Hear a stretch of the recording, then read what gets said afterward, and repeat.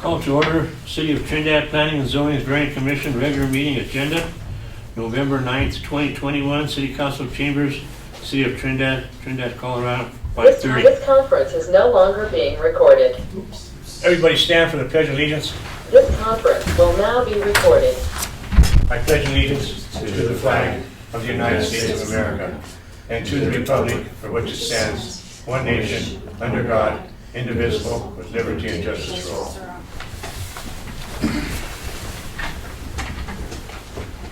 Okay, roll call. Coker, Here. Dalton, Moderano, Norris, Here. Spain, Here. Leone. Here. H. Victor. Armijo. Armijo, I'm sorry. Never mind. I'm sorry. Okay. All right. Public comments on any issues not listed on the agenda. And I'd like to amend the agenda here. And before we have the approval of the minutes, I'd like to amend it to put Historical Preservation Commission presentation to the Planning and Zoning and Variance Board now.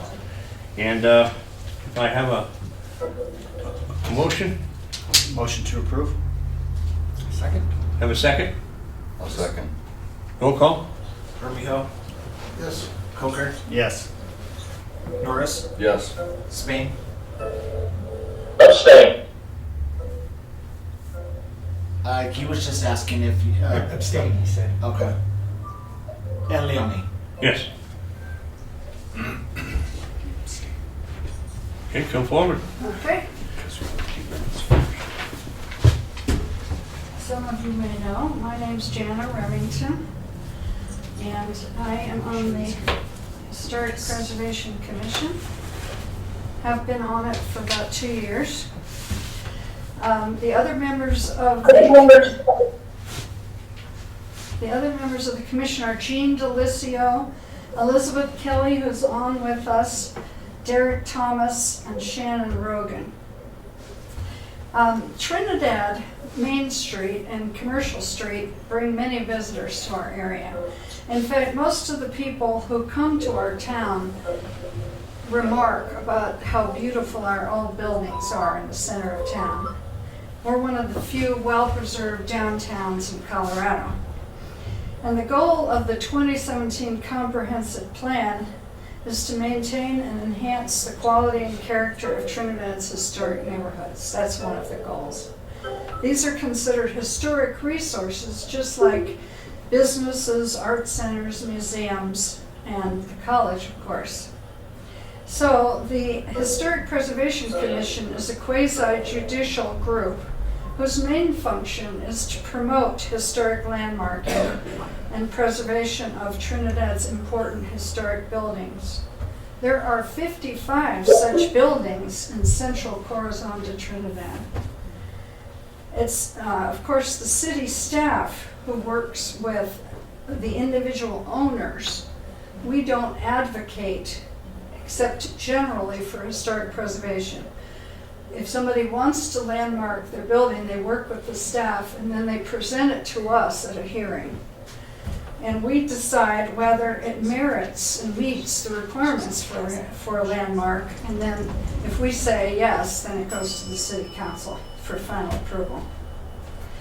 Now, most cities in Colorado have done a survey of their historic resources and are working on a preservation plan to conserve them.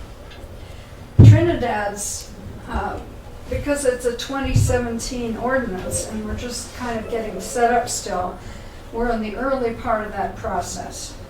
But the first part of that we've done already is have 2 surveys. One was done in 2002 for the Corazon District, and one was done this year that spread it out a little further into some of the historic neighborhoods that were built maybe in 1940s and 50s.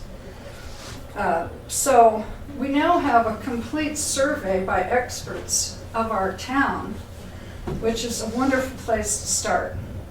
So this year, we've been working on a brochure, and here's kind of the semi-final edition, not yet approved by City Council. But we're going to project it on the screen as well for those at home. The idea of this brochure is to send it out to owners of older homes and properties. Yes. Would I be informed if somebody in the audience wants one of these? Oh yeah. Would somebody in the audience want some of this? Right there, that back person back there, can you give him one? Right there in the Oh, back. sure. I thought he was talking about virtual. I'll take one. He wants one too? I'll take one. Sorry. Yes. Thank you. Like I say, it's not final. The City Council has Thank to you. approve it. Sorry to interrupt you. No, that's fine. But they've looked at it and made some comments. And so, the idea of it is to market the concept of landmarking to the public, to people who own property. So the idea right now is that we send it out with utility bills to people who are in older districts or have older properties, just so they can see what the benefits of landmarking might be, if you look on the inside there. And also, we're hoping to have, we're hoping to have some kind of a fair for the public to talk about history and historic preservation and give this out as a handout. Because there's a lot of tax advantages to it. And one of the functions of Historic Preservation Commission is to become educated. We have an annual convention in Denver that we go to about tax benefits, particularly of commercial buildings, are fantastic. You know, you can trade your tax write-offs and do a lot of things. So you're welcome to ask me questions about the brochure or comment. Just let me finish a couple points. We've landmarked 2 buildings so far. Carnegie Library across the street, which was built in 1904, and the Chappell House Malaire Funeral Home, built in 1886 down next to the post office. And our next step is to landmark city buildings. There's 19 city buildings that are historic. And of course, we're not going to try to do it all at once. We're going to do 5 at a time. And right now, we've picked 5 with the approval of City Council. The City Hall, which you're in right now, Kit Carson Bandstand, the Children's Museum, the Golf Course Clubhouse, and the Fox West Theater. So we're going to work on that because we don't have to get landowner permission. The city's basically agreed that this is a good idea. So what happens in that process is the staff works with experts in the field of historic preservation and prepares an application, which then will, you know, for instance, they have to, you'll see some of the criteria on here. Has to be at least 50 years old. It has to have historic importance, either because it's in a district that's historic or because of architectural significance, like the Chappell House is an example of Queen Anne's style, a beautiful example of that, or maybe somebody famous lived there, like the Bach and Bloom houses. So we try to become educated on this, and I think that historic preservation and education is a great way to get people in the community involved, to care about what we do, both you and us. And I think they will be enthusiastic about that as we go. So, do you have any questions for me? What's the average timeline when you start? What's the average timeline when you start? Well, I think Well, let's just say a single building. I've only been involved in the Chappell House because Carnegie was done before I was on the commission, but I believe it takes somewhere between 3 and 6 months. The experts kind of give us a review of the history and work with the owner, And then, once it gets to the commission, or, Staff? to Chris and her people, it goes relatively quickly. We can set the hearing within a week. And the last one we did virtually, of course, because of the situation. But it could be really exciting if we can save a lot of these buildings. So far, the Corazon de Trinidad district has helped make people aware of what a great historic district we have. I mean, it's really remarkable. Once they get their placard, I mean, I'm sure once you're dealing with the historic aspect of this, do they start to have to follow the guidelines of, a lot of places like that? Now you got to have the certain trim. Nothing's looked past, right? Now you're going to be held to a certain criteria for that once you've reached that stage, correct? So if they're doing a remodel, so let's say the Fox Theater, all that, now does that mean that they have to follow a certain criteria when they're doing their build out on that They place? do, but it's not as rigid as you'd think. There are exceptions. For instance, if you have to replace the windows because of safety or health concerns, there are ways to accomplish that still within the look of the building. And for instance, I know of one over here by the courthouse where the inside had to be pretty much gutted because it didn't have proper heat, electrical, or anything in it. But to try to preserve as much of the character on the outside is important. And what it does is, it means that once you're landmarked, you have to come back to the city to approve changes. But you get a lot of benefits from that too. So yeah, there are pros and cons. And that's what our staff and our experts really work with the owners on. We don't, force anybody, talk anybody into anything. But if we can save our downtown, wow. Understood. You said, you said there were tax savings. Who are the tax savings from? Is it from federal, state? I mean, are we? Federal and state. First of all, if you landmark through the feds, you automatically landmark to the state. Okay. I could give you a great brochure that I got at the last conference on this, but what happens, and particularly commercial buildings have a huge amount of credits compared to even residential.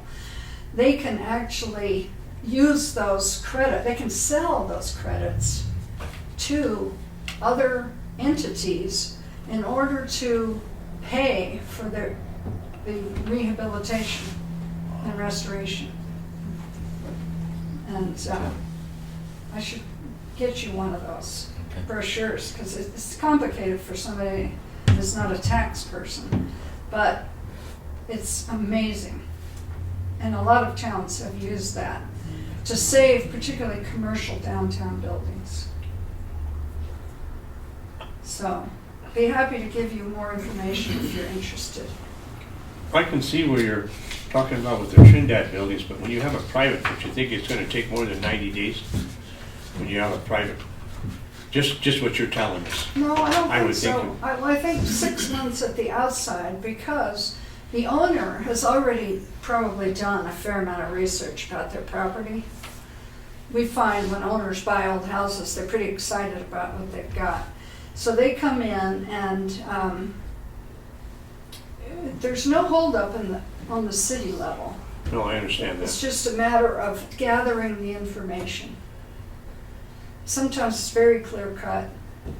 I think the Chappelle House, we went through it really fast. You weren't here yet, but I think Georgie maybe worked on it 3 or 4 months. Because I know it came up to our attention as the commission only a couple weeks before hearing that we were going to be doing a hearing on it. And now that we've had 2 examples, Carnegie was quite an extensive workup. I think it's going to go faster each time. But it probably depends on how much we know about the building. Mr. Emile? Nothing. Hopefully, Yeah. we can coordinate with each other and help each other out. That would be really great. So, Well, thank you. yeah, let us know if you Thank you have for your any thoughts or presentation. want more information. Happy Yeah. to do it. Thank you. Thank you so much for your time. Mr. Spain, the Commissioner Spain Oh. had a question.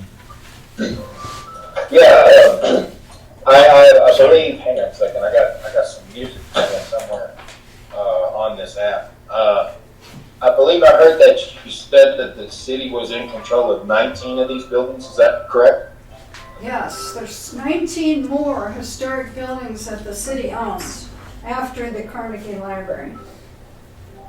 Well, my concern is that, if the city is in possession of these buildings and we are going to be responsible for the refurbishing of the buildings, then it seems to me like we're dealing with a pretty good expense here. I believe the Fox Theater, and those remodels aren't going to be very cheap. I mean, No. we should really consider the long-term expense of how many buildings the city's actually in control of against how much the debt's going to be to refurbish each of these buildings, I think. Well, there's no, can you hear me okay? Yes. I don't know if I need No, I have a comment too, Jana, when you get done. Go ahead. Yeah, I was just gonna say that the city is not required to refurbish them. We're just landmarking them so that they don't get torn down, basically. And the other thing I would say about that is there's huge amounts of grant money. Fox West is gonna be totally redone by grants. The city's not gonna put money into the Fox West, as far as I know. I understand, I just was bringing it up because I heard that there were certain standards that we must abide by once we're on this landmark list. So we can't leave them just, we're going to have to come up to some type of standards, right? Well, I think that as each one comes up on the application, and once the experts and the city staff have looked at it, they will be able to tell the city what is involved. And the city can reject the landmarking. No, I'm not rejecting anything. No. I think that, we need to be aware of what we're walking into. Mm-hmm. I agree. I think that the historical landmarking is a great idea, and I fully support everything that you are doing. I love our city, and I want our city to be beautiful. It's just, if we use all of our funds, then we're going to find ourselves in a bind. And I think if I could just make a few comments. I'm Elizabeth, and thank you, Jana. That was an awesome presentation. And to your question, may I call you, is it Christopher? Our purpose in coming before you all, thank you so much for a few minutes tonight, really is just to start this conversation and to make sure you're aware that yes, there is an active historic preservation commission. We're educating ourselves.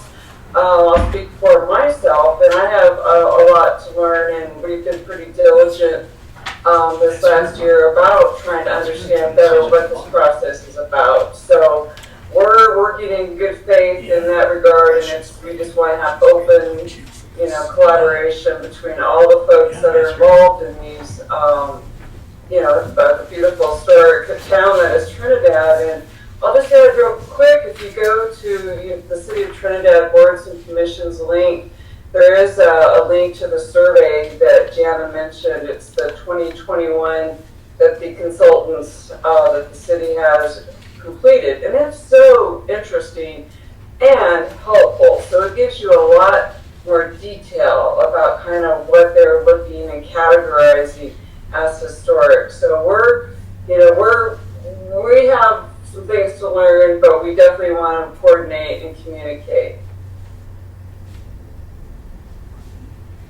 Thank you. Good point. We will definitely bring that point up as each application comes up. Thank you. Thank you. Thank you.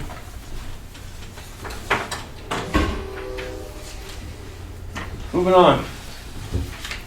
Approval of minutes.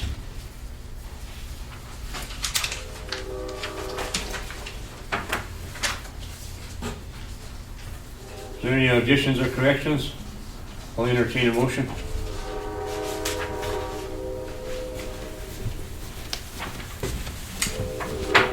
I'll motion to approve. Motion to approve. Do I have a second? Second. Second, Mr. Armijo. Roll call. Armijo, Yes. Coker, Abstain. Norris, Yes. Spain, Yes. and Leone. Yes. Okay. Public hearing. Staff.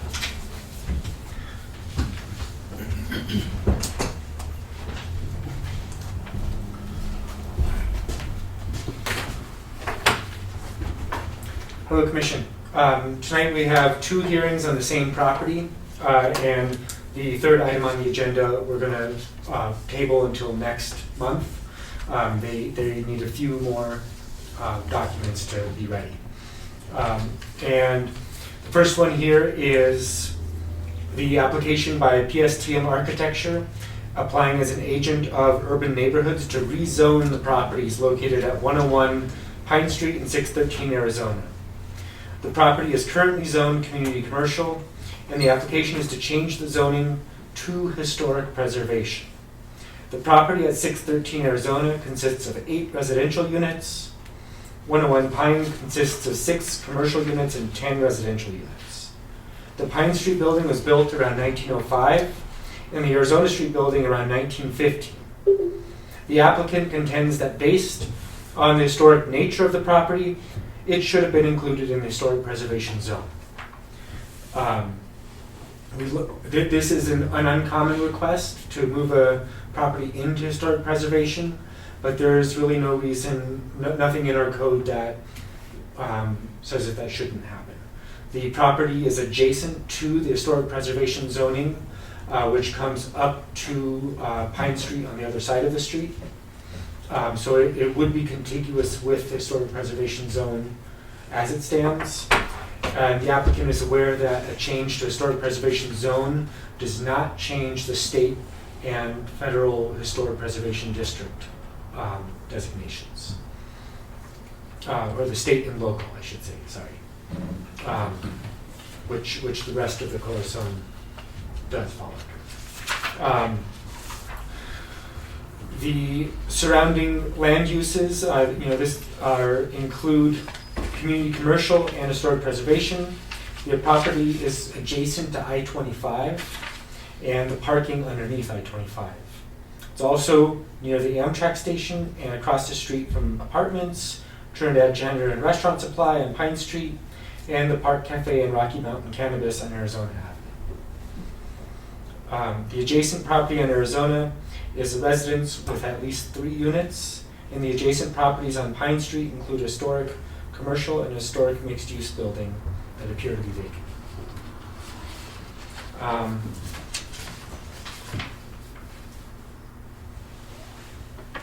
The plans for this building include restoration of the buildings, and the intention is to use them in a similar fashion to how they've been used historically.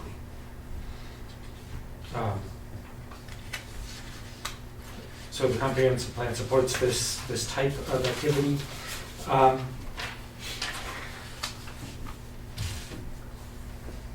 So as we look through the different criteria and the different notes, the Planning, Zoning, and Variance Commission should consider the following criteria as you review rezoning.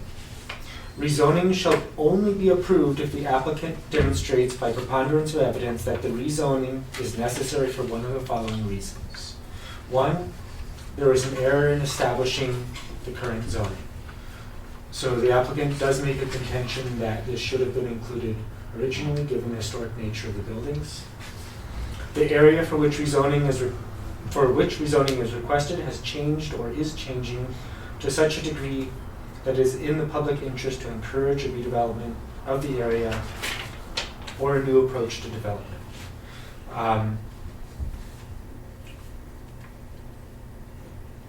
Well, this may be applicable as the area develops, One reason you may want to put it in historic preservation is to ensure that new development or future development doesn't alter some of the historic characteristics of the building. So in our code, being in historic preservation does have additional design guidelines that point out some of the historic features characteristic of the historic district. And so those would be preserved or would be protected to a greater degree in historic preservation than they would be outside of it. And the proposed zoning is necessary in order to provide land for community-related use, which is not contemplated at the time of development of the comprehensive plan. That may not be a relevant category. In addition, rezoning shall be approved unless the applicant demonstrate, oh, sorry, that's a repetitive context in the staff report. So the staff comment here is that the rezoning conforms the property to a new approach to development and is eligible. The rezoning meets all criteria outlined, and the applicant makes a compelling case that the change is in harmony with the comprehensive plan, will advance a more effective use of the land, and the intensity of planned development matches historical intensity. This will not have an adverse impact on the surrounding properties or on the neighborhood. And the property is currently adequately serviced by public facilities and services.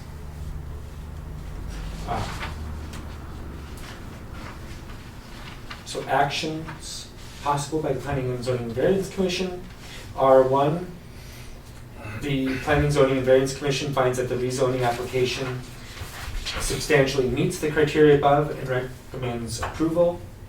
2, the Planning, Zoning and Variance Commission finds that the rezoning application substantially meets the criteria above and recommends approval subject to additional conditions. And you can come up with those conditions should you recommend that. Or 3, the Planning, Zoning and Variance Commission finds that the rezoning application does not substantially meet the criteria above and recommends denial. You can also recommend to table the hearing and continue at a later date. The staff recommendation on this application is approval. And so now we stand for questions. The applicant is present online, Paul Glenn. Okay, open the hearing. If you're online and you want to give us anything else other than what we have, you're welcome to bring it forward at this time. Does the applicant hear us?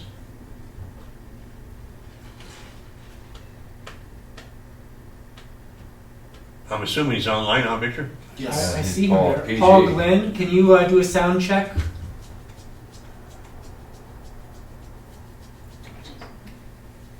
Huh. I wonder if that's Georgie or if that's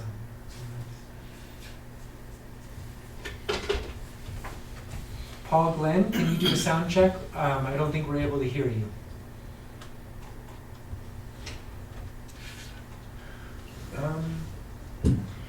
I can try calling him from my office phone. Do you have Paul Glenn's number? Yeah. Can you give him a call real quick, see if we can get him on speakerphone or something? Sure.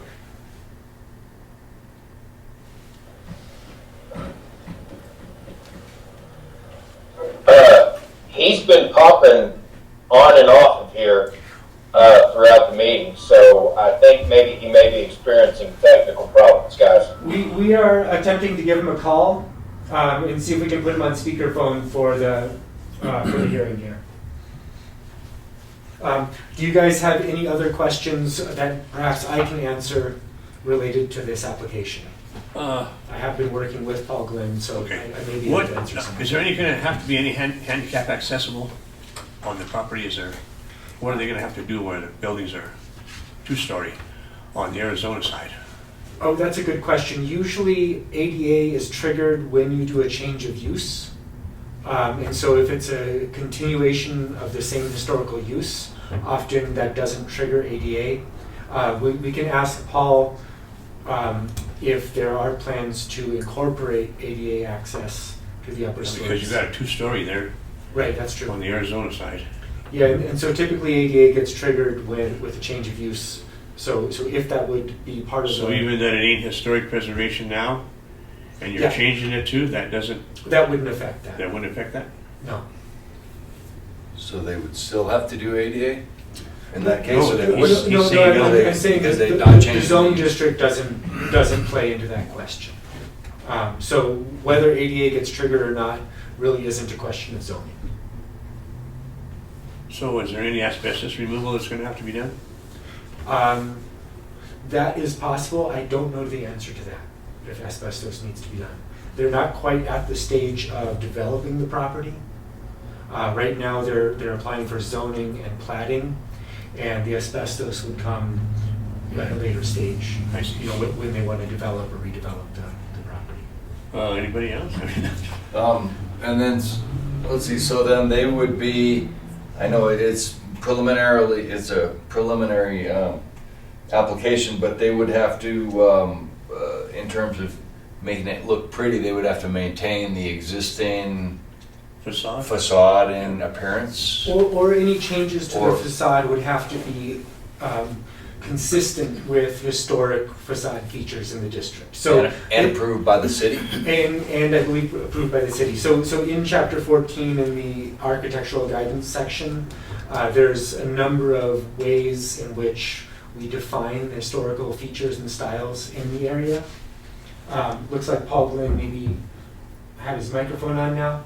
And so those would all apply. So any future development, you may be able to redo some of the facade, but you'd have to redo it in a way consistent with the district. Not necessarily consistent with that building's history, but with those stylistic features prevalent in the district. So you could make some changes, but they'd have to be historically relevant as far as our code goes. Paul Glenn, are you able to be with us now? Did you catch I that? am, Victor, thank you. Oh, good. Okay, I'm gonna step back and let you speak to the commission. Go ahead, Paul. I have to apologize, I have a connection that is fading in and out here. Thank you, Victor, for your presentation. We welcome the opportunity to be a part of the district historically. I think this ties in with what we had heard earlier this evening. These properties, even though they're separated from the downtown area via I-25, they are historical in nature, and we're very, pleased and proud that these buildings are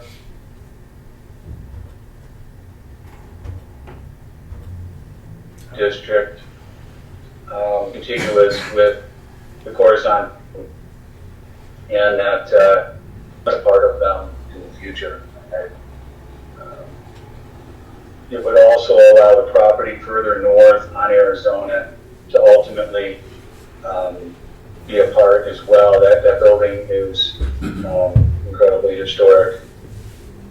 There are a number of other buildings scattered closely there, but the Arizona and Pine buildings, in fact, are contiguous with the district. So I think that was one of our driving forces to become a part of the district itself. We're not physically in the Corazon district, but the zoning closely mirrors the district.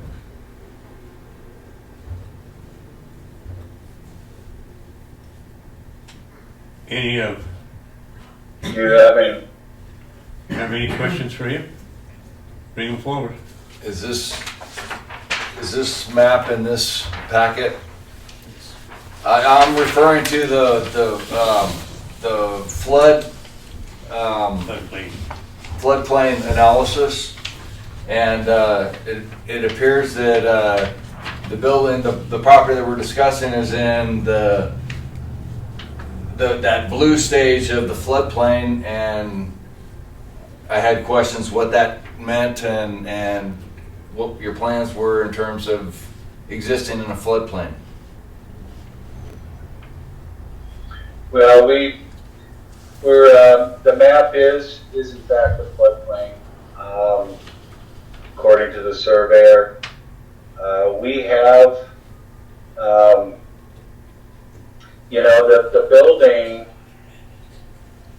building, to my knowledge, has flooded once.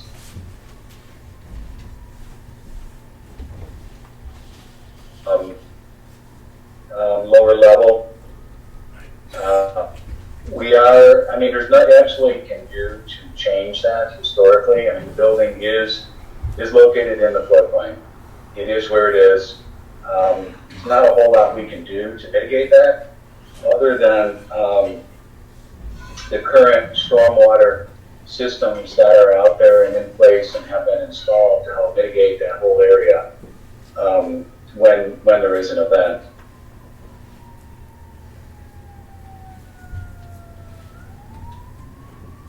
Anybody else?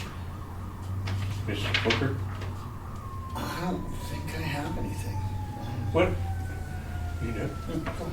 When I visited that Pine Street, and from Arizona going up past your building there, just a little bit past the alley, the curb and gutter right there rolls up. It almost rolls up at a 45-degree angle. I don't know why that was put in there like that, but that was put in there by the highway department, I think, when they changed and put the new overpasses there through Trinidad. Originally, that had a higher curb there, and I think, this is my personal opinion, I'm not talking for anybody up here, that a curb that was straight up and down would carry a little bit more water. I'm not saying it would help. I'm not saying that it wouldn't help, but I think it would help somewhat to carry more water down to your drainage. Because right now the water hits there and rolls up. I don't know if you guys have been there and looked at it. I drove by there several times I and didn't notice looked at that, it. but yeah. And you got up the street, all the curb and gutter is straight up and down. It's got a back that's at least 12 inches high. So I don't know if that's something that you could put in as far as in your, when you decide to do something for your good. It ain't going to take you out of the floodplain, but it may help you from getting flooded out. That's just an opinion of mine. I don't know if you picked up on that, Paul. I don't think you did. I caught part of that. I do know that we have talked to CDOT, and their engineers have been out there. There is drainage downspouts that come down off the highway to that area. Most of them do tend to carry the water to the south. And there's a couple that are right there on the corner that seem like they have nowhere to go, or that it can be there can be a better way to redirect it to the inlet that's on the street. From what I understand, there is a large existing 3-foot diameter or thereabouts storm sewer under the street in that corner. And so we haven't really got a response from CDOT yet, but we did want to explore with them the opportunity to potentially get those downspouts better routed to that storm sewer. I know when you look at the old maps, Pine Street went straight through, and that carried a lot of the water to the river. When they built the parking lot, it is elevated, and now there's a small, between the final abutment of the ramp going up and the parking lot, there's a small swale that runs through there. It's elevated. I'm not sure that it can do much. I think they anticipated the water going through the storm sewer and underneath. So we are working with them on that. I Hi, understand. Christopher. My understanding is when it did flood, the storm drain had gotten clogged with a lot of debris, and then CDOT came and cleaned that out, and then after that it had Go ahead, solved Chris. some of the problem. Oh, Chris, go ahead. The only thing that I wanted to bring up was with pushing that water from out of the storm drain to another place, you're going to want to be aware that with our other work that we're doing with the Wildlife Foundation and trying to set up the trout in the river, they may have some issues with us pushing runoff off into that river, and it may conflict. So I think that you're dealing with a kind of a touchy situation if you start pushing that water the wrong way. That's all I had. I really hope that this goes through. I'm all for preserving our historical stuff, but I know that the Wildlife Foundation and all those guys are very particular whenever they set up stuff. Thank you. Anybody else? My last question, I guess, would I don't know if it goes to Sky or whatever, but does adopting this categorization of being historic, does that negate any safety regulations in terms of sprinklers or normal things that we would require of of an apartment in our town?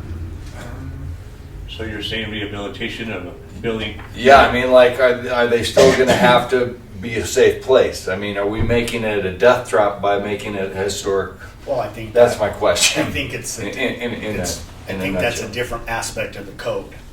yeah, so Go ahead, Scott. But I believe that's what it would be, right? Because once we get in, you can go in, and we have a lot of historic buildings around Trinidad that have in fact had to put sprinkler systems upon their upbringing or their rejuvenation, so to speak. So things like sprinklers and safety features in buildings are generally not covered by the zoning code. correct. Those are covered by the building code. Right. Okay.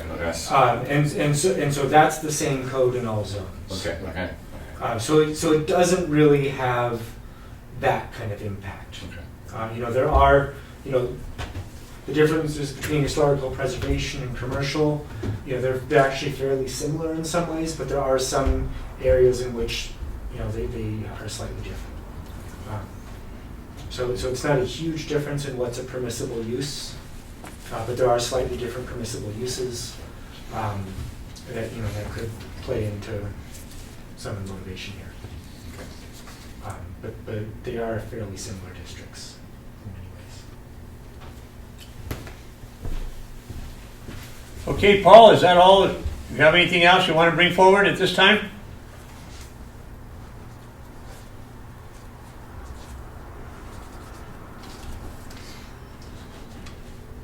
If not, staff report? That's been read. Yeah. Ed? Hi, Victor. I'm sorry about that. I think I just want to thank you very much, and I thank you, Victor. It was a great presentation. I look forward to, to answer some of your questions there. These buildings, all of them, we specialize in historic renovation, and so all of these buildings get sprinklered with the life safety, and we're Thank you. Okay. Good deal. Thank you. Trinidad, as such, it did that. They get a second life and historical background to it. It's really quite special, and so we're honored to actually be a part of a number of these buildings being restored in Trinidad. And these two here, they're not as prominent as some, but they're just as important nonetheless. Thank you. Thank you. Staff? Thank you. Staff, you have any report? None? Anyone here for or against this application? Come forward. If not, I'll close the hearing. Commissioners? Well, on this aspect, it seems more like we're trying to push it from the CC over to the historic preservation. I think that's in my opinion, that's a wonderful idea for down there. I mean, we did state that is kind of like a what I'll say catty corner section from where it ends, correct? So we'd just be basically doing a small extension for this area. Now, I think it's great for that building, for both those buildings. Rejuvenation of some of that would be amazing to see some of that upgrowth and brought back to some value.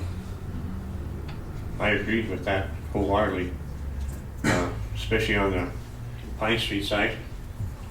And the building on the Arizona side is a good brick building. It's nice looking. And I think it's good for the city of Trinidad. Sure, Emil? No, I agree. It's great that people are taking initiative to do this with these buildings. Okay, commissioners, I need a motion. I'll make a motion to approve. Have a second? I'll second it. Second. Roll call? Armijo, Yes. Coker, Yes. Norris, Yes. Spain, Yes, sir. Leone. Yes. Moving on. PTSM Arch and Planning by Paul R. Glenn, Pine Street and Arizona Street, 2021 subdivision 16. Application for a minor subdivision for location of 101 Pine Street, Trinidad, Colorado, 81082. Thank you, Commissioners. This application is for the same property. This is an application to replat the property. This almost came before you at our last meeting, but in review, the city was looking at it and there was a request for easements in the alley, and that took a little bit of extra time. So that's why we are hearing this tonight. So the applicant, PSDM Architecture, applying on behalf of Urban Neighborhoods, is applying to plat the properties located at 101 Pine Street in 613, Arizona. The property is currently platted as a single parcel. The applicant wishes to subdivide the parcel into 3 parcels that separate existing structures onto separate parcels, and creating a 3rd parcel that will be used for parking, and where an existing garage will be replaced with 5 surface parking spaces. The intended use of the property will be to restore existing buildings to former uses. 613 Arizona consists of 8 residential units, 101 Pine consists of 6 commercial and 10 residential units. The property includes an 8-foot of alley space, which has been dedicated to the city as a public right-of-way, and that gives the city access to the utilities that are also buried in the alley. The zoning is you've now made a recommendation to change that to HP. That will have to go to council for 2 more hearings. So at the moment, it's still zoned community commercial. Assuming council will approve the zoning change, we can consider that potential. The surrounding land uses include community commercial, historic preservation, as well as multifamily housing. The property is adjacent to I-25 and the Amtrak station. The comprehensive plan states that, emphasizes that the preservation of historic resources, one goal being to promote the growth from the city's core that supports downtown as the historic, cultural, and creative and civic heart of Trinidad. And I think supporting this property and being redeveloped and platted into 3 separate parcels will support growth from the core and historic preservation.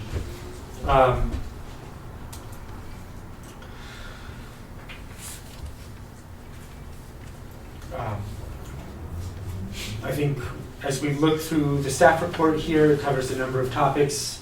The land use, this will facilitate an increase in the development intensity of the area, and it activates a vacant property in part of town where new activity would complement current development patterns.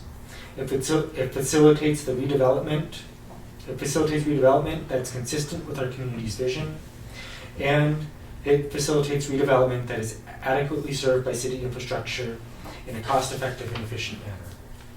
In terms of economic development, platting this property removes certain barriers to redevelop the property.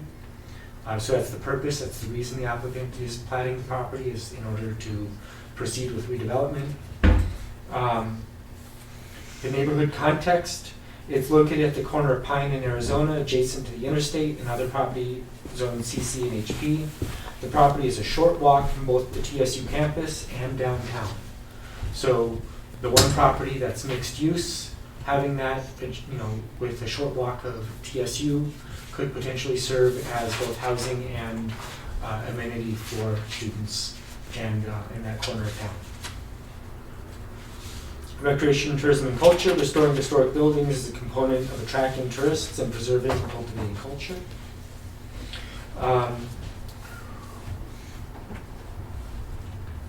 So you are reviewing for a minor subdivision application.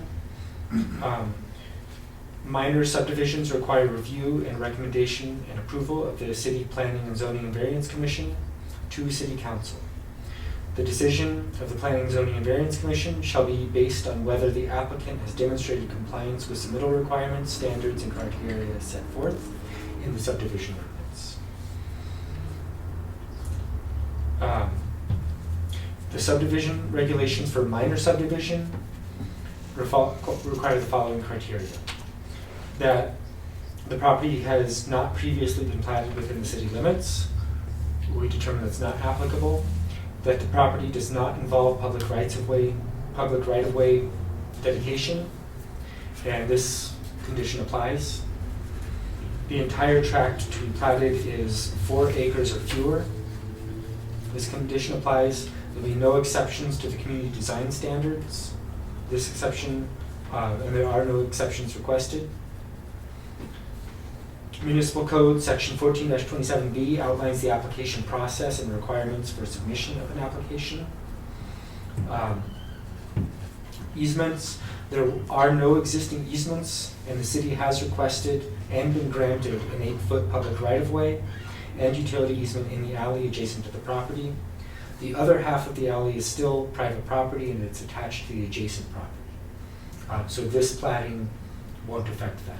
When the adjacent property should that be replatted, we will make a similar request to have the full alley as a public right of way. But right now, it'll just be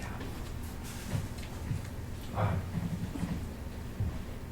Improvements. Future work involves the restoration of historic buildings. The plat map submitted meets all requirements laid out in the Municipal Code 1427-B, including the surveyor's stamp and signature. Planning and zoning, your potential actions are to recommend approval subject to additional conditions, or to recommend denial, or to table the application and continue at a later date. The staff recommendation for this application is approved. And I stand for questions, and the applicant as well stands for questions. Is there a timeline A timeline for, the I'll let the applicant answer that question. Okay, I'll open the hearing then. Open the hearing. Paul, is there a timeline for you on this particular application? Yes, there is. We were hoping to obtain approval tonight and then move forward to City Council next month. We would like to get going on the redevelopment of these properties.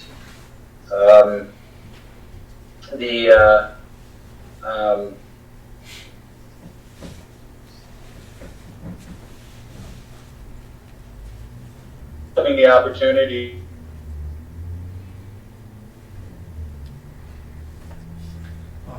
Paul, you're cutting out. If you're speaking, we're not hearing everything you're saying. You might want to repeat yourself. I don't think he heard you. On our portion of the property, and obviously we can't do anything with the other parcels. Paul, let me stop you, Paul. You cut out for about the last 10 seconds. Could you repeat some of what you just said? Sure. We welcome the opportunity to bring this into compliance, and I think that's, with the utility easement, the alley, we just would like to, this whole parcel was never originally given alley easement, so if we could start a movement on that, I think that would help. But the owner does want to, in fact, move forward with the redevelopment of both of these buildings. Sooner the better.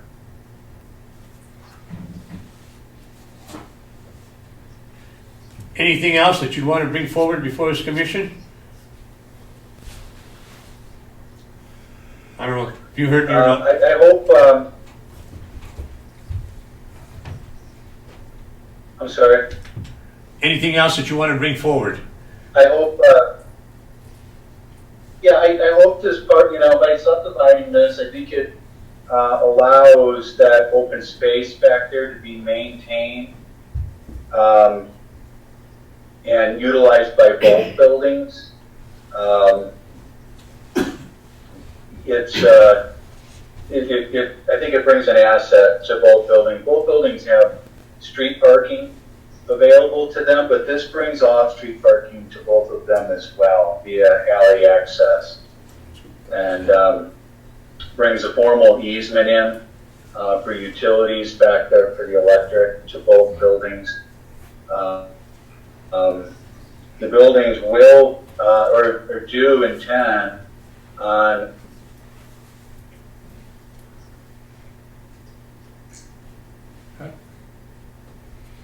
Questions?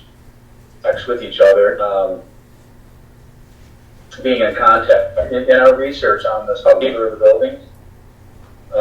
Arizona came later, about 10 years later, and but they both were done by the same builder, same detailing, interior, and so to keep them as one subdivision with a common parking area, we think is going to bring an asset to that whole corner. And also, once that corner is established, we believe it'll help generate interest in a little bit west of there, where Nevada comes through.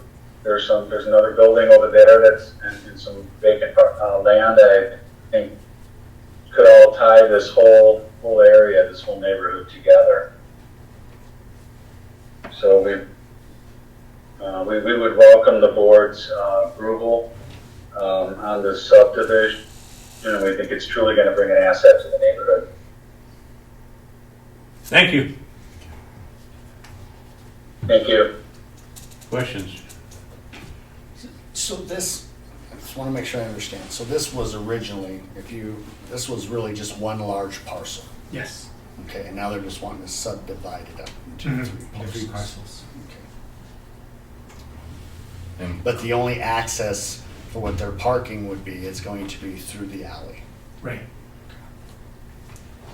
Now, the alleyway is now, because you said by redoing this, they're gonna get 8 feet of that, because the other section of that belongs to the adjacent building, correct? Does that adjacent building have another owner? Yes. So that's almost like a vacate then.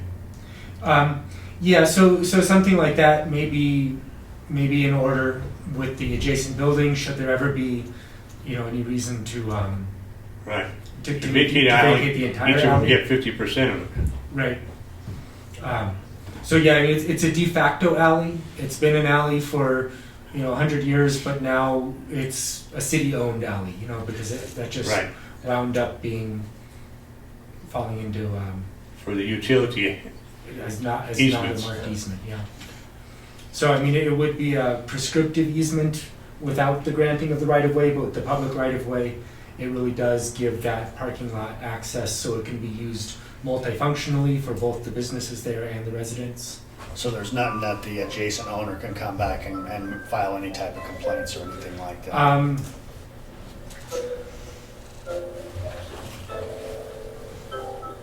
With half the alley as a public right of way, that does present sort of a potential conflict. I mean, it's not really related to something this applicant can control. But that is something that the city may potentially have to. Has the other landowner been notified? Yes. Yeah, so we sent public notices to all of the adjacent property owners. I think it's a good way to clean up. Charming. Could the other landowner be approached Um, to give up that? Not give up, I guess, but yes, that's possible. It may not be a pressing issue, but yeah, that's something the city can do. If I'm correct, the adjacent building is supposed to be being remodeled to be a marijuana facility. Isn't that a correct statement? Victor, do you know about that? They lost their CUP. Well, it is. We don't have to. Do you mean the adjacent building on Pine Street on the other side of the alley? Yes, Emerald, the Emerald, yes. they still have an active CUP. Do they? Right, so I guess that would be, He took it away from us. We could take it. I think that's where, I mean, I'm for it, okay? But my concern would be, is anybody comes back, and now we're dealing with the marijuana facility, and you did state that, yeah, later on, they could come back. The city did take the appropriate measures, correct, to notify them of this, but are they aware of everything that comes with this, do they understand what's truly happening, I guess is my point. Because I would rather, me personally, I'm saying, Mr. Spain? Chris? Go ahead. Yes, sir. Not against this application or nothing. I just wanted to bring up, with this being a city-owned alley, once we start pushing extra traffic down this alley, is the city going to be responsible for snow removal, filling up the potholes, maintaining the road, so that these cars can get in and out? Because if once additional travel goes down this road, then additional wear is going to go down on the alley as well, and it could become an issue. And if that will be a city expense, correct? The alley would then become like other city alleys. Sky, come forward. Oh, sorry. Go ahead. Sorry about that. You're going to talk to him. So yes, Chris. I guess you couldn't see me there. The alley would become like all the other city-owned alleys, and I haven't been in Trinidad for a whole winter yet, so I'm not quite sure how the city deals with it. But I don't believe alleys are usually part of snow removal. Usually those are just the main traveled ways, and the owner would, like a sidewalk, which is a public right-of-way, but owners maintain those for snow. I think the alley would be treated more like a sidewalk than a street. As when the question is snow removal. Whose responsibility would that be? The city or Snow removal? as far as the alley? Who's that going to be? Snow removal on the alley, I don't believe the city does. No. I don't believe No, we they plow don't. alleys. I don't think any city does that. And they don't do Well, sidewalks. Exactly. My point kind of is that under our other alleyways, we are not giving access to a parking lot. Under this alleyway, we will be. So I think that they're going to expect other things from us than just our normal alleyways. That's the point. This has been an alleyway for 100 years, I believe. It's been an alleyway, an existing alleyway for a long time, to parking that was parking. They had garage doors, so at least from the automobile forward. So I think that it's kind of grandfathered in as an alley that people just have to deal with.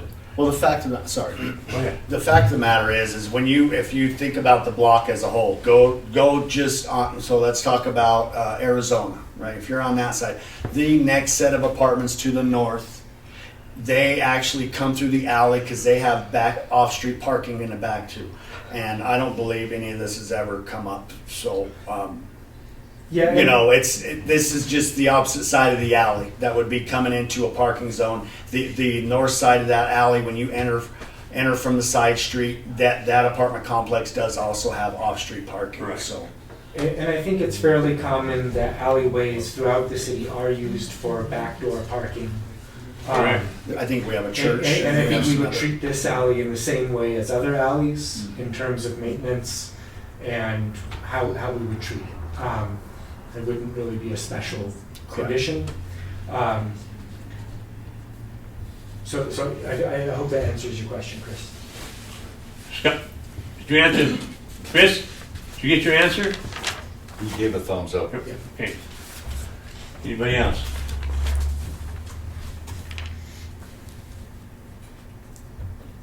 Staff, have any input? I believe they're granting a right of way for utilities as well. So that's important to take note. That's already noted though, ain't it? Yeah. Okay. Any other questions? Mr. Armio? Sam? John? Good. Anybody here to speak for or against this application for this minor subdivision? Hearing none, close the hearing. Commissioners? I think it's a great idea. I do like it. Knowing that area, seeing that come to life a little bit, having that additional off-street parking back there, because one thing I can always say, I think anybody in here can agree, that is probably some of our one of my largest complaints, or however you want to word it, is parking. We don't have enough of it, and when you get into these areas, I think that'd be a great benefit. My biggest concern is, the adjacent building. I think would that be my concern, what could come up in the future on that, but that's not what we're here for today, so. Right. I think it's a very good idea. The subdivision, I think it's going to dress up Pine Street. The Pine Street side needs to be dressed up. Most definitely. And I commend you for doing what you want to do. And I'd like to see the results. Mr. Armio, Nothing to add. I'm good. you're good? Okay, if we're good, I'll entertain a motion. I'll make a motion to approve. Have a I'll second? second it. Have a second? I'll second. Roll call? Armino, Yes.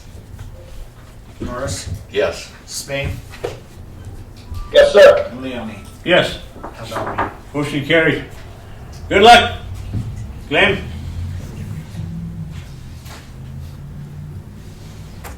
Okay, moving on. Thank you all very much. Thank you all very much, and we look forward to being a good partner with the city and move this project forward. Thank you. Thank you. Have a good evening. New business. Under new business, we have a motion. We have a council, if you want to vote for Mr. Dalton. Before I bring that forward, I'm going to say something here. For one thing, we don't have a full board tonight. Secondly, talking to one of Mr. Dalton's friends, I guess he's been under the weather for some time. I don't think it'd be a fair deal to remove him from the board without getting either something written from him or somebody talking to him, and also have a full board here. I did speak with somebody in his office, and he was supposed to bring me a letter of resignation. Never did? He hasn't yet, no. And Okay. technically, he's only attended maybe 2 meetings I understand that. since he's been I here. understand so That's just, if somebody wants to make a motion to that, however. Being a fair man, I would make a motion to move this business to when we have a full staff. We're missing one member, and I think it's fair that everybody should get chance. get a chance to talk. Do I have a second on that motion? I'll second it. Roll call? So you want to move it to the next, Yes. make a motion to move it to the next agenda? Armijo, Yes. Coker, Yes.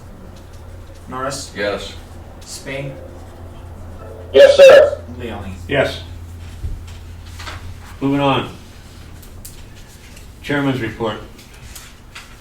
I don't have nothing to report.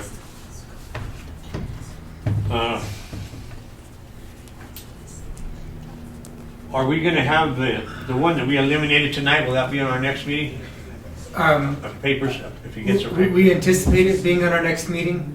We are waiting for just a few things. They are, one of the things that they need to bring to the table is a engineer's stamped drainage report, For the drainage which they fund. may not have, so we may be recommending a conditional approval upon the receipt and approval by the city of the drainage report. But there was a couple other things, including an updated map that shows the emergency access around the buildings that he's agreed to, but we just haven't seen the map. We just haven't seen the details on that road and. Does that map have to be engineered stamped? It doesn't, but the plans for building the road may have to be reviewed by our public works, so that we can make sure it can. So would that include that? Yeah. So he's agreed to that. That should be a fairly quick process. I believe he'll have it to us in time to be on the agenda for next meeting. We also have another, I was going to report this on my planning director's report, but we also have another application for a roof pitch variance. For a what? For a roof pitch variance. That's going to be on our agenda next month. So these are exciting times in Trinidad, and people are building and people are applying for permits and variances. And Good.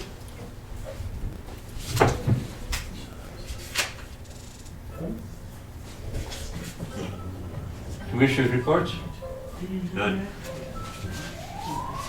And you want to bring yours forward again? I know you just said, but no, I just wanted to let you know that there's some things in the pipeline, and this is going to be a lively commission. We've got at least two applications will be on our next agenda, and possibly 3. But we are making progress. Anybody else want to talk? Commissioner reports? I'm just curious that, the, what I asked about, was it brought to city council about the bridge over here by the Chimino Park, about the cluster we deal with. I know we're going into wintertime, things should be different, but it is a danger. Has there been any talk about adding, no parking signs or getting police, is there yellow stripes on the side? The reason why I bring that up is because here again, we have yet another area, and to me, it's all about life and safety, all right? So our new place down here on Elm Street. That's bad. Now we got cars that are parking on Elm Street. Their motorcycles are parked on the sidewalks, which is going to inhibit and create complaints with our ADA compliances. So I do believe that we as a city, we need to focus and we need to pay attention to some of these areas. If there's no parking, should be allowed there, because again, you're getting pushed out. That is a double yellow line. What does that mean? Do not cross in the other lane. You are being forced to cross into another lane. You are being forced to break a law. Something needs to be implemented in these areas. I'm a firm believer of that. Something needs to happen. We can't just turn a blind eye, because to me, that's what's happening. That's getting a blind eye turned. That down there is becoming an issue. Down there, once they park there, it's a single lane Yeah. on the new building apartment. Mm-hmm. And they got parking in the back, so. They got parking in the back, but they're parking in the street. We could send an email to Bob Just. Well, There has to be something done there, Something has to because be done. when you're coming down there and you meet two people, somebody's got to stop. Somebody has to stop. And I'm sure there's plenty of these areas. I don't know what kind of City of Trinidad, what kind of responsibility they have for that as far as things at the building, that building there. You know, was put up with the funds. Which building? That's the one right next to it. Oh, the space. Oh, the space. Okay.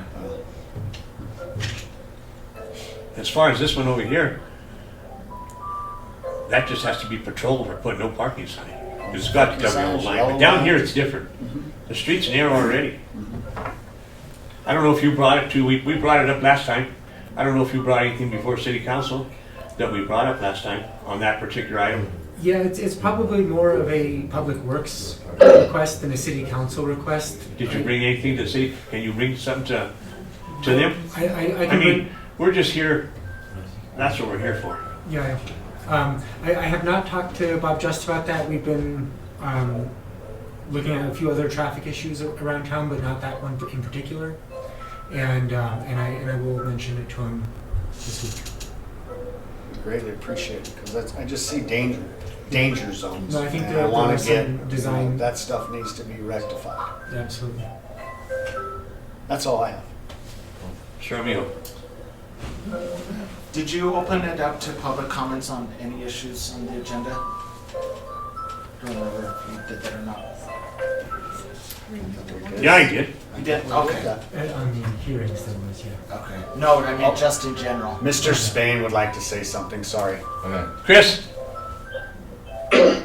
You know, with me having my grandbabies this year, we got a chance to partake in the trick or trunk event downtown, and I just want to go on record with thanking the city for helping organize this and telling y'all the community turnout for this was truly amazing.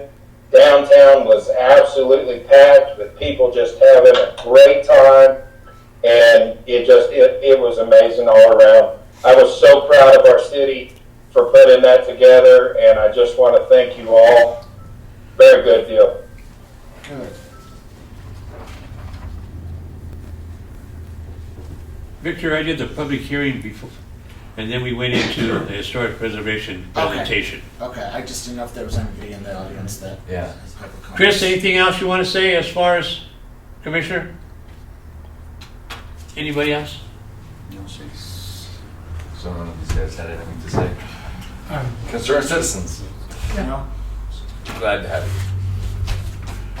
Well, thank you guys for your attentive questions and for your work tonight. Thank you. Thank you. Adjournment. All Want to right. make a motion, adjourn? Hey, yeah, I'll make that motion. I have a second? I'll say. Second. Adjourned. Bye, Chris. Feel like good. Hi guys, thank y'all so much.